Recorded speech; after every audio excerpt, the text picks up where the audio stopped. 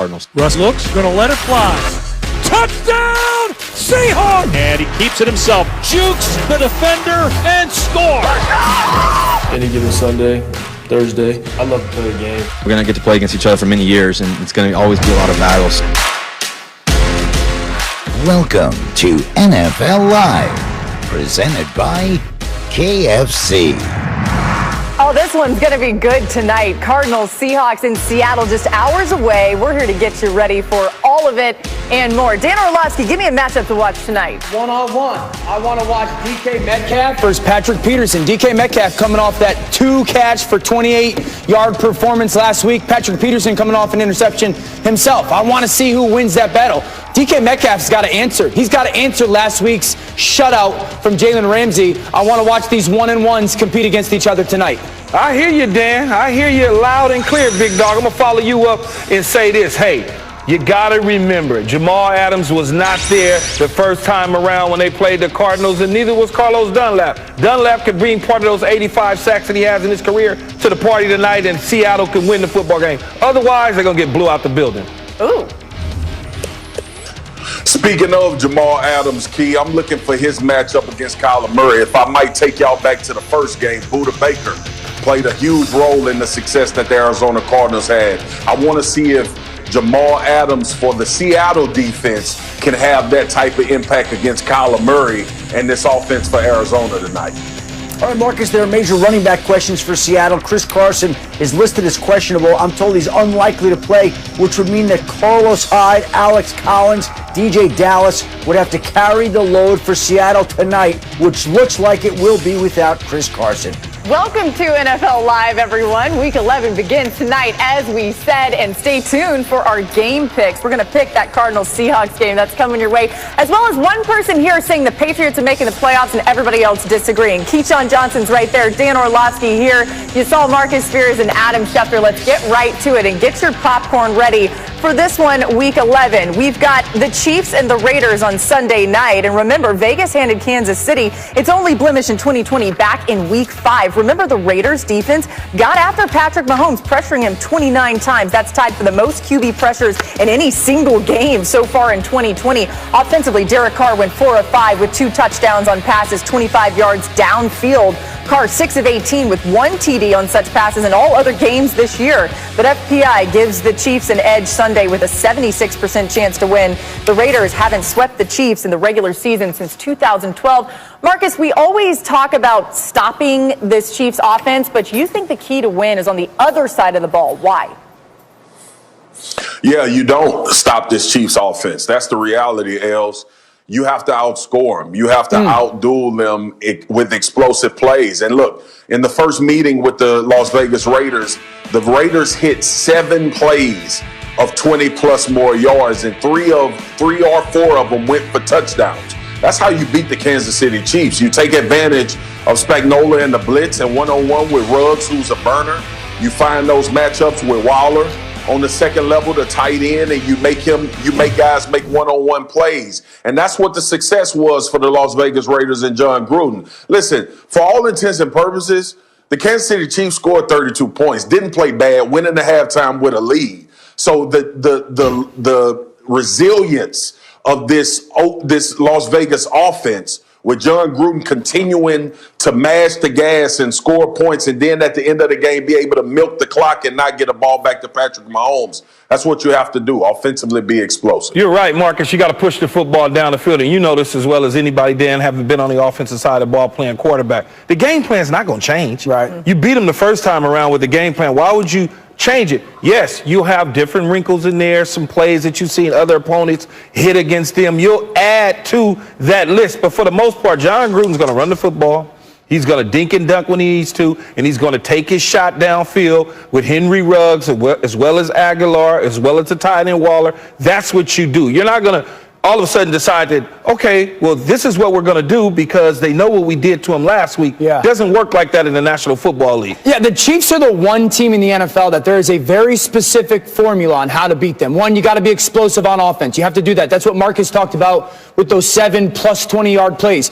Number 2, you've got to minimize their possessions. This is great because the Raiders are the best third down team offensively in the NFL. They had 36 minutes of time of possession the first time they played, so that matters. But then you also have to force that offense to kind of hit singles. There's such a home run hitting offense, and that's what really changed in the first game. In the first game, the Chiefs scored 24 points in the first half. They had 24 on them because they played a ton of man coverage. The Raiders did early on, and that happened. Mahomes was like, all right, here comes this gut session. And then in the second half, they started to change a little bit up. They didn't let him do stuff like this, where he got out of the pocket and went to kind of attack your defense. They played zone. They got after him in the rush. They didn't commit until he got past the line of scrimmage. The defensive line fell back when he decided to move, and then they doubled Kelsey in certain situations. Max Crosby's got to have a big game where he makes his rush and then spins back. So as much as I love Marcus, it's not just, hey, you got to outscore him. Like, this is a complete picture to beat the defending Super Bowl champions. You've got to do that checklist. If you watch that game, the Raiders did all 3. Can they do it again is the big question Sunday night. And Marcus, you said there was one play in that previous matchup between these two teams that swung the entire game in the Raiders' favor. Yeah, there was a scramble with Patrick Mahomes on 3rd and 20.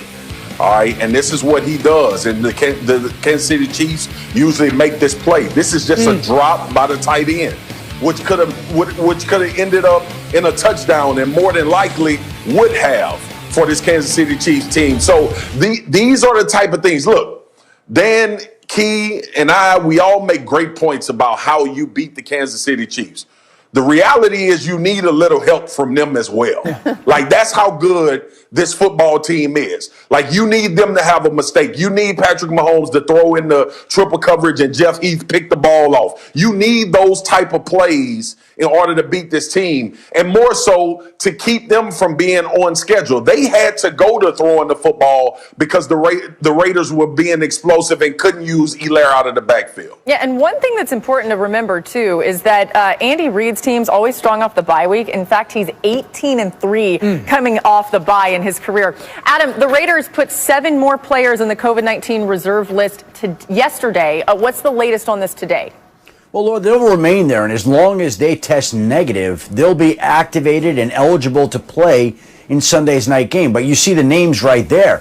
A slew of defensive players. Jonathan Abram, obviously, Jonathan Hankins, some key players, LaMarcus Joyner, Cleveland Farrell. So they've got a lot of players out there that may not be able to play on Sunday night. They are not the only team in the league dealing with this. Tim McManus, the ESPN reporter, reported today that the Eagles wide receiver, J.J. Arcega-Whiteside, tested positive. A couple of other Eagles wide receivers in close contact as well. This is something that's going on right now with every team in the league. Yeah, and Adam, you're keeping us updated on all of it. You'll be with us all show long, and we are just getting started on NFL Live. Cam Newton and the Pats have a measly 4 wins through 10 weeks, but one analyst still thinks they've got playoff potential. Find out why. Plus, we've got more on tonight's matchup. Russell Wilson's MVP campaign took a hit last week, but the Seahawks QB says he's still swinging. Is he due?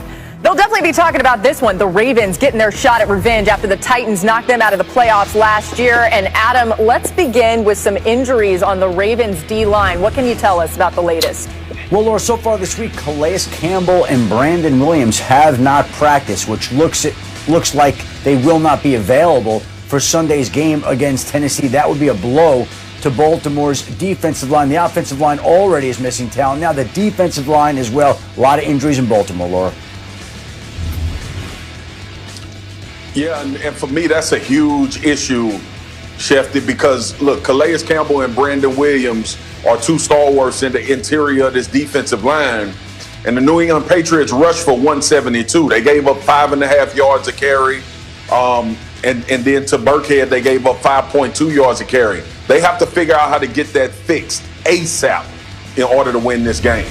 Marcus, if they plan on winning this football game, they can't have any more excuses. Don't talk about the rain and the weather. Don't care about who's stealing your signs or your signals or barking out what you do. Just play football. Don't allow those sort of things to get into your head, young fella, because if that happens, Lamar Jackson, you're going to be in trouble for a long time. I'm going to go to the other team. And for the Tennessee Titans, two things. One, got to stop with the drops. The drops have become a part of this offense. And this offense needs those big playmakers to constantly make them.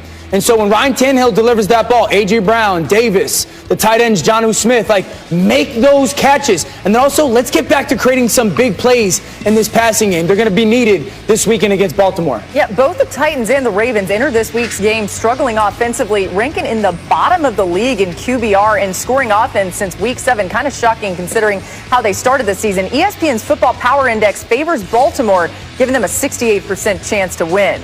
Let's get to the Patriots. It's been an up and down season for the Pats, but Cam Newton and company got after those Ravens on Sunday night last week. Newton threw and rushed for a touchdown in some brutal weather in Foxborough, and the Pats finally got their run game going behind Damian Harris. It was New England's second straight win following a 4-game losing streak. So the Patriots certainly have some work to do to try and get to the playoffs. There's a chance, though. New England opened the season with a 56% chance to make it, according to FPI. After starting 2-1, that soared up to 75%, currently at 16%, largely impacted by that 4-game losing streak we talked about from weeks 4 through 8. The Pats' current 11-year run reaching the postseason, the longest in NFL history. So, Keith, that's what the numbers say, 16% chance right now. Is this a playoff team? Oh, so I was that analyst you were talking about earlier. I was talking about you. That's it. Yeah, spoiler alert. We've told everyone it was you. Yeah, look, here's what I would say. Yes, they have an opportunity. The Bills still have to play the Dolphins. The Dolphins still have to play New England again. They all play each other. When you look at New England's schedule, they're 4-5 right now. They go to Houston. That's 5-5. Okay. Then you look at Arizona, a team coming from the desert to the dome, from the desert to a place where it's cold. Coming outside, it's totally different. Then you go to the Chargers. It's not a great football team, great young quarterback. They can't win that game. They may lose the Ram game. The Dolphins, they probably win that game. They know the Dolphins really well, even though the Dolphins are playing great. They had the Bills on the rope.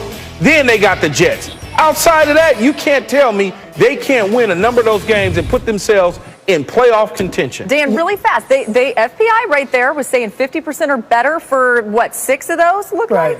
You know the Bruce Arians gif when he's looking at the sidelines, that's when Keith said that they were going to maybe beat the Rams. And no, I didn't say beat the Rams. I said they're going to take an L to the Rams. But then you were like, you're going to beat the Dolphins. Yeah, the Dolphins, for and sure. If they had the Chiefs, they'd beat the Chiefs. No, I wouldn't say that, Dan. I'm not making stuff up, buddy. Here's my thing. I don't see this. I think the Patriots are a good team, but they're not a playoff caliber football team.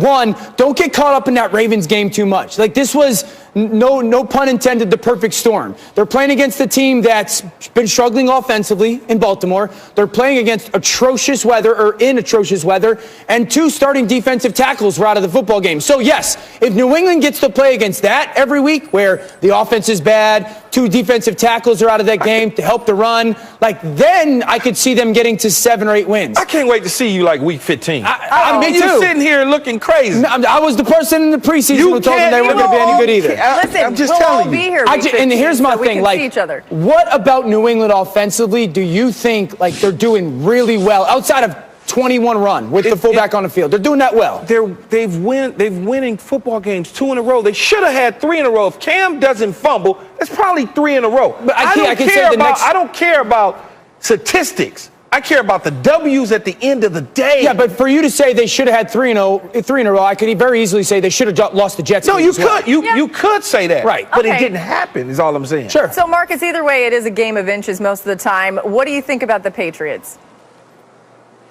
They ain't going to no damn playoffs. I don't know what she's talking about. Okay, they ain't making no playoffs with that anemic offense that they have. I'm looking at these games, and I understand the logic. They lost a close one to Seattle, and they played Kansas City down to the wire. The bottom line is this. That production from that offense is not going to give you enough wins to get into the playoffs, especially with these teams. They not going to, based on what we're watching now. Now, something could change, or it could be some injuries happen or whatever.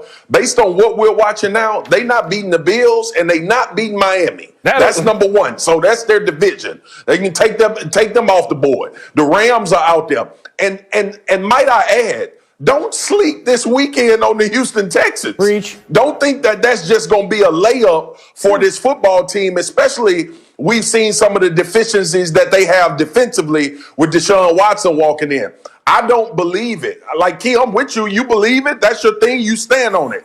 Based on what I've watched from the New England Patriots, I don't think it's sustainable enough for them to make a playoff run with how bad they are offensively. I do think that they can, and I think when you look at the situation within the division, they're not far behind. You guys, they will be 5-5 after Sunday. They're far behind the Bills. They're not far behind. I understand you like the Bills and you like Josh Allen. They had them on the ropes. They should have closed that game out. All I'm going to say is I will see you week 15, and I will remember this day. I'm aware. More egg on the face. I'm aware Dolphins or a Bills jersey. Hey, here. Oh, okay. Well, there we go. And listen, you'll be wearing a Patriots jersey. Either way, the good thing is the tape is there, so we'll be able to find out who's right and who's wrong. I don't know why I picked 15. I don't know. But you did mention Josh Allen. He's been on the Dan wagon. Key, it's time for your favorite part of the week. Come on, Key! Dan wagon! All right, here's the thing, though, Key. You're going to like the Dan wagon this week, though, because we all know we've had some hits, Key, right? Like,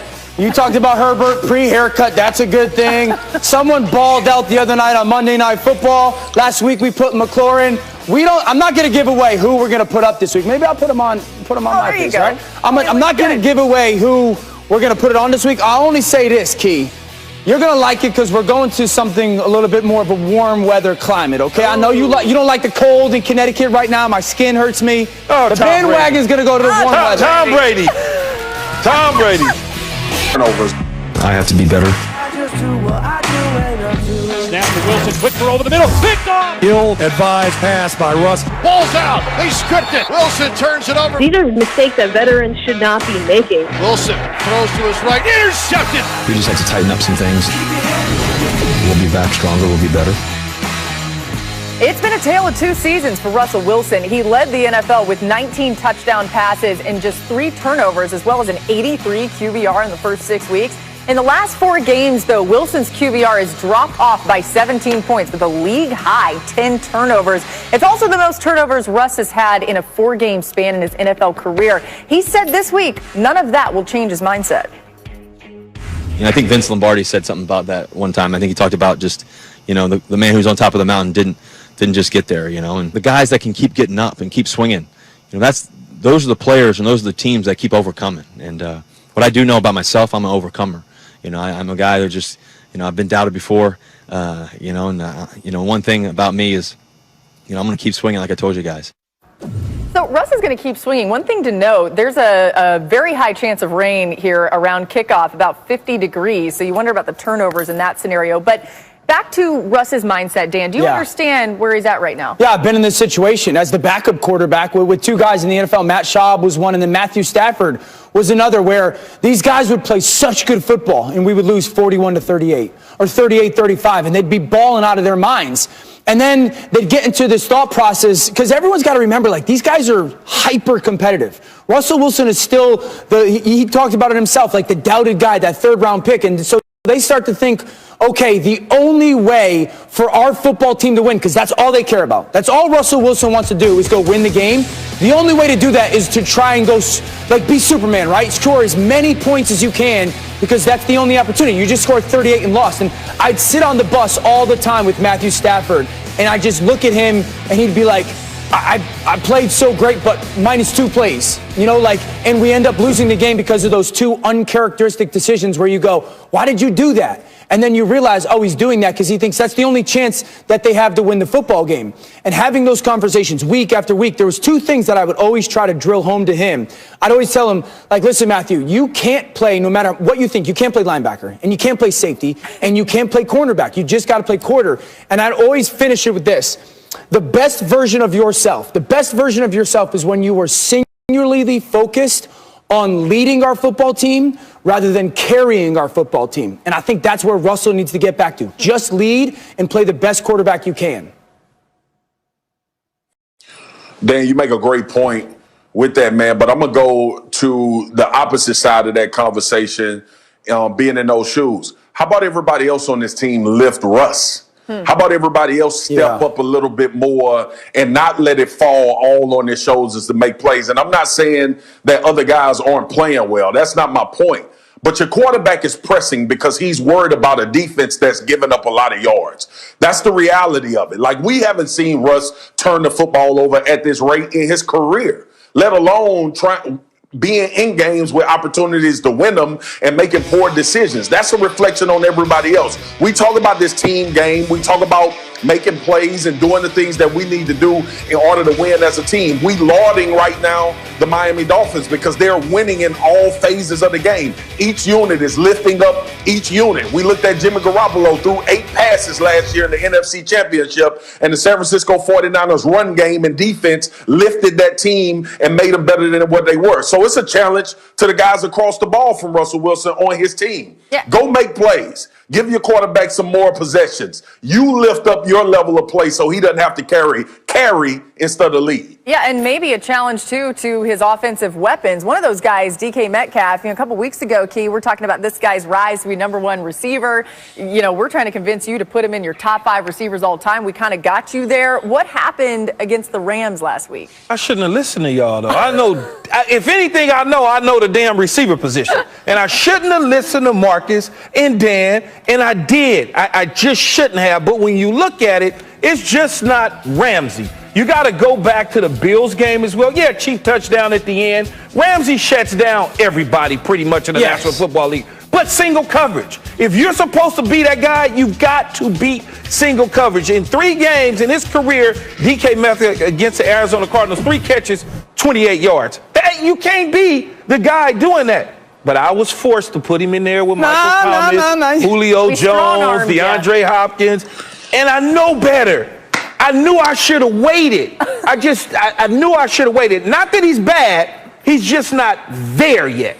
Yeah, not there yet. Listen, we'll see what he does tonight. Maybe he can get there yet for you. Time for some smart lineup decisions brought to you by IBM Watson. Listening to them, informed man. by IBM Watson. And DK Metcalf hopes to avenge this Cardinals loss back in Week 7, where he was held to 2 catches for 23 yards, like he referenced. But don't let that sway you from starting him on the fantasy front. IBM projects Metcalf with a ceiling for this week's affair of 22.8 points, the 5th highest mark among wideouts. And speaking of Metcalf, he is the subject of our latest ESPN cover story. You see him right there. A journey that began with a broken neck and a draft day snub might end with the next all-time great quarterback-receiver pairing. Check it out now on ESPN.com.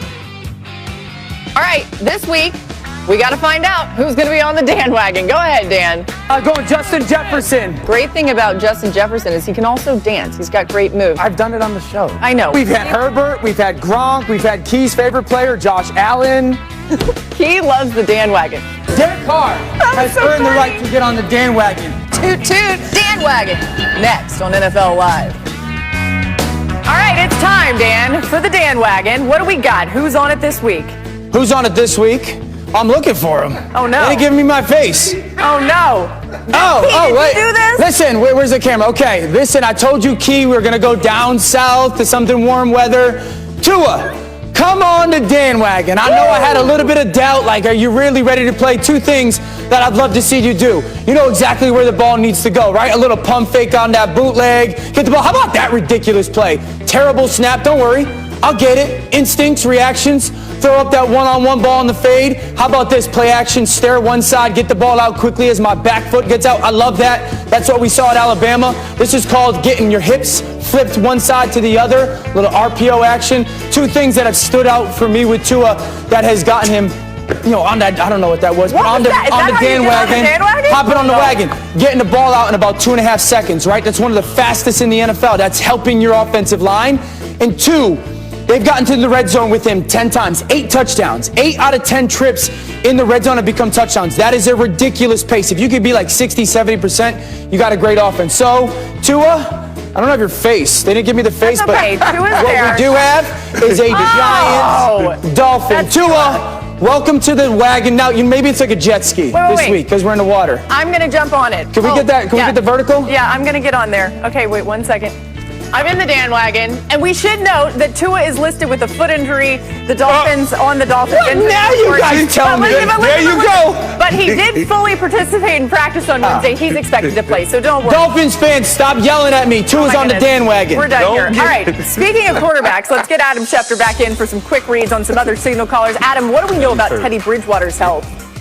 Well, Laura, he was a limited participant in practice for a second straight day. Extremely limited, in the words of Matt Rule. And it's becoming more and more likely that he's going to be unable to go. Now, the Panthers have not said whether it would be P.J. Walker or Will Greer, but they need Teddy Bridgewater to come back soon. Doesn't look like that may be happening in time. Drew Lock practiced in time today, got back out on the field, has that rib injury. Still don't know whether he can go. He was limited during practice today. He still is in pain, does not have fractured ribs, but has got a severe strain. He's got some muscle damage in there. We'll see whether he can fight through that to play. And Lions running back DeAndre Swift was a non-participant in practice today due to the concussion that he suffered at some point between practice yesterday and today, because he did practice yesterday, was not out there today.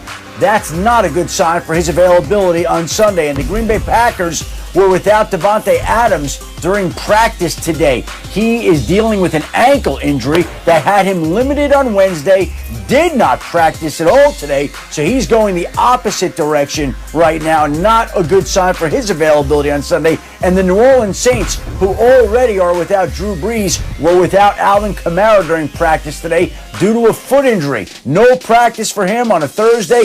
Not a good sign for his availability on Sunday against the Atlanta Falcons. So there will be no Drew Brees right now. There might not be any Alvin Kamara. And also, one other note, spoke to the Texans CEO Cal McNair today, and he talked about the fact that his team is in the hunt for a new head coach, a new general manager. Jack Easterby, who is sort of the interim GM, will not be the GM there next season. He's assisting in the process, but they are on the hunt looking for a general manager and a head coach right now, Laura. Yeah, great stuff. And coming up on NFL Live, you're going to tell us about Kyler Murray and Lamar Jackson. Some interesting numbers. Brady and the Bucks, 8 Eastern, 5 Pacific on ESPN, ESPN Deportes, and the ESPN app. Coverage begins with Monday Night Countdown at 6. And listen, Rams QB Jared Goff could have his hands full Monday night. Tampa's D can get after the quarterback, blitzing 42% of the time, which has led to the second most sacks in the NFL. Both marks trail only the Steelers. Great defense there. And they've defeated their pass blocks within 2.5 seconds, 53% of the time. That's third best in the NFL. So, Dan, are there holes, though, in this defense that Sean McVay and the Rams can try and expose? You know what the Bucs defense has started to become over the past couple weeks? They've started to become that defense that, you know, the ball can go over the top of their heads. And Sean McVay is the best clue grabber in the NFL when it comes to tape. He's going to watch these defensive backs, Jamal Dean with bad eyes, and go, oh, clue, I can go some play action pass towards him. Now, you know what? Carlton Davis, you got bad eyes too. Like, I know I can manipulate you. How about maybe I want to go double move Carlton Davis because you're looking in the backfield at the wrong spot. And that's what Sean McVay is going to do. He's got clues that he's going to see on tape. Oh, you got bad eyes when I go play action your side. You got bad eyes on 2nd and 8 when you want to sit on the sticks. And so he doesn't need these guys to have bad eyes for 70 snaps. He needs them to have bad eyes for 3 snaps and hit on them. And so that's what Sean McVay is going to do. He's going to look at those corners and go, I'm going to take advantage of your over-aggressive eyes and your poor eye discipline and try to create some shots downfield. I love when Dan Orlovsky talks defense. I really do. It warms my heart to see him talk Take him about over defense. to the bad side. And I'm going to keep going. I'm going to keep going and reiterating what he is saying. Listen, this is not the same Bucs defense that we were lauding and going crazy about at the beginning of the season. And big part of that is what Dan just explained about being able to be taken advantage of on double moves and giving up big plays. That's been their issue. For all intents and purposes, the New York Giants could have beat the Tampa Bay Buccaneers by 2 touchdowns if Daniel Jones hits 3 of those deep balls because the cornerbacks were looking in the backfield. They have to get back to that. Nothing's going to change about what Todd Bowles likes to do. They feel like they should have corners on the outside that can man up and give enough time for the blitz to get home. Devin White, Levante David, the guys we talked about, and also being able to rush with 4 and keep everything in front of you. And then Goff struggled. The last time we saw him struggle was against the Miami Dolphins defense that heated them up. Pressure after pressure after pressure. Zero coverage. But you know what the difference is? Xavier Howard and Byron Jones looks at the receivers when they are in zero pressure, as opposed to trying to steal something by looking in the backfield. That's what the Bucs have to get to on their back end, which allows their front seven to get after people. Yeah, speaking of pressure, Key, Tom Brady really didn't like it and has not performed well against the pressure and against defenses that would do that this year. When you think about Aaron Donald on the other side for Brady and what he's going to have to contend with this Rams defense, what are the challenges for him? It's a lot of challenges. I think when you look at it, so great defenses have a guy at every level. Yeah. You have a guy at the linebacker position, someone at the defensive line, maybe multiple guys, but somebody in the back end. And the Rams got Jalen Ramsey. So you put him over there, whoever you want. Who you want? You want Brown? You want Evans? Who do you want? Okay, I got that. We'll double somebody else, and we'll force Tom Brady to find Gronkowski. If you beat us with Gronkowski, great, you win the football game. But I know Aaron Donald will be sitting in his lap multiple times in this football game, whether it's the sacks, whether it's just pure pressure, whether it's hovering around the legs. Any of those side of things, getting Brady off his mark is key. And I think when you look at it, the Rams defense don't allow the ball to be pushed down the field. They keep everything in front of them, and they rally to make the tackles. It's going to be tough, but it could happen. Yeah, the one thing about Tom Brady is he likes Monday Night Football usually. In fact, he's 18-7 on Monday Night Football. Only Dan Marino and Brett Favre had more wins on Monday night than Brady. You were about to say Dan Orlovsky. Yeah, not you, Dan. Jeez. Sorry. That's so funny. I didn't say anything. I just said geez. All right, anyway, guys, Kyler Murray, we're going to talk about next. He has proven to be one of the most mobile QBs in the league. He's got mixed feelings about quarterbacks on the run. Dan's got some insight. That's next on NFL Live. And NFL Live is brought to you by KFC's $20 fill-up. Get contactless delivery or order ahead at kfc.com. Time now to check in at the Domino's pregame headquarters. And for that, we bring in Adam Schefter once again. Adam, we know Kyler Murray is having a great season, but just how great are we talking about here? Well, Laura, if you just put it up in comparison to Lamar Jackson, who was a unanimous MVP last season, and look at the numbers and compare them, just take a look. Kyler Murray has more yards and more touchdowns and nearly the same QBR through 9 games compared with Lamar Jackson last year when he was the unanimous MVP. The numbers are right there. What that tells you is if the Cardinals make the type of run that they want to, they continue to stay in the playoff race, Kyler Murray should be right in the thick of the MVP conversation at this point in time. There's no reason not to. The numbers compared to Lamar Jackson from last year, he's been a star, and again, he'll try to continue that tonight against the Seattle Seahawks. Yeah, Adam, Kyler on pace to become the first player in NFL history with 4,000 passing yards and 1,000 rushing yards in a season. Just remarkable, these numbers. And the Cardinals' rushing attack has been on point in 2022, especially their ability to employ the zone read and manipulate defenses effectively with Kyler Murray. Arizona leads the NFL with 6 rushing touchdowns on zone read, all of which were scored by Murray in the red zone. The Cardinals have rushed for 400 yards with 12 explosive plays using zone read, figures that trail only the Ravens. Dan's at the touchscreen. Let's go, Dan. How difficult is it to defend Kyler right now? Yeah, life is good. It's so difficult because it's always about numbers. It's always about math, and they do math better than anybody, especially in the red zone in the NFL right now. Think about it like this. If you come out as an offense and you want to put 5 offensive linemen and 2 tight ends in the game, right? You've got 7 guys that are going to be part of your run game. Now, as a defense, which is what the Bills do, they really have 8 guys in their box, right? 4 defensive linemen, 4 second-level defenders. They're in an okay place. Now, when you use the quarterback as a run game aspect, what you do is you take that 8 on defense and really make it 7, because I can give one of those guys to the quarterback and get him in that zone read. That's exactly what Arizona does. They're going to put that defensive end in a bind. That defensive end, if he goes and stays outside and waits for Kyler to carry the ball, man, that tailback's going to just carry that ball up inside, and you got a huge seam. Now, if he bites down, this is where it gets dangerous, and this is why Arizona's so good. Even if he just commits a little bit, this is a mismatch. This mismatch is so big. Kyler Murray against defensive ends, he's faster, he's quicker, he's more sudden. That defensive end commits a little bit. You have 2 lead blockers on the out edge. That's an easy touchdown. Now listen, I want to bring Marcus in because this is something that defenses need to adjust to. You can't do what Buffalo did on that play. So I want to bring the big fella in to talk about something that Seattle can do tonight to try and slow down this quarterback run game. First of all, Marcus, you see that defensive end, right? Talk to me about what that defensive end needs to do at his role. Yeah, D.O., he has to attack Collar's upfield shoulder and just try to destroy that mesh point to speed up the operation, or you may get lucky and tackle the ball carrier. But in doing so, you also got to have somebody refill the area that he's voiding. So you're talking about once he commits, that safety needs to drop down and do what? That safety needs to fill that lane that DN just left, and he needs to attack Collar in the upfield shoulder and make sure he tries to turn everything back inside. But you'll show the conundrum, I'm sure. So to start, that defensive end needs to blow up the quarterback mesh, and then that safety needs to come down to anticipate either that ball getting handed off to the back or Kyler carrying it. Okay, so that's the first step. But you said something to me before about the numbers in the box. Talk to me about that.